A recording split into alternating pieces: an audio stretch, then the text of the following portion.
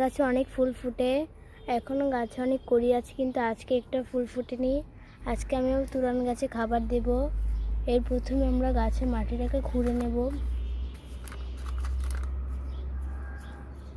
তারপরে গাছের গোড়ায় দিয়ে দেব ডিমের খোসা আর চা পাতা গুঁড়ো, আর দিয়ে দেব গোবরের সার। তারপরে আমি আর গাছে পানি দিলাম না, কারণ গাছের মাটিটা ভেজা। ভিডিওটা ভালো লাগলে বলো। সাথে আমি খাবার দেব আমার এই কামিনী ফুলের গাছে।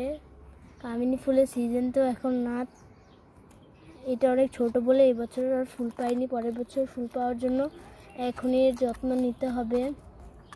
এই জন্য গাছের গোড়ার মাটিটাকে হালকা করে খুঁড়ছি। এক হাত দিয়ে খোঁড়ার কারণে টপটা পড়ে যাওয়ার সম্ভাবনা আছে, তাই আস্তে আস্তে খুঁড়ছি। খোঁড়ার পর গাছের গোড়ায় শুধু গোবর সারটা দিয়ে দিলাম। জানি না এতে কাজ হবে কি না, কারণ এই গাছে আমি প্রথম খাবার দিলাম। সব গাছ তো খুব ভালো কাজ করেছে, এটা কাজ করবে নাকি জানি না, তোমরা জানলে বলো। তা আমি আমার এই খয়েরি জবা গাছে দিয়ে দেবো। এটা খয়েরি নাকি জানি না, পাতাগুলো দেখে আমার মনে হচ্ছে এটা খয়েরি গাঁদাই। খয়েরি গাঁদা হলে আমি অনেক বেশি খুশি হব, কারণ এই খয়েরি গাঁদা আমার অনেক বেশি প্রিয় ছিল, কিন্তু এটা খুঁজে পাচ্ছি না এটা কোথায় লাগিয়েছি। তাই প্রথমে গাছের গোড়াটাকে খুঁড়ে নেব।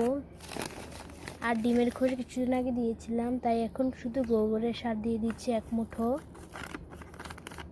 আর দেখো এই গাছগুলো যে সার দিলাম, এগুলো আপডেট জানতে কমেন্ট করো। Bye bye.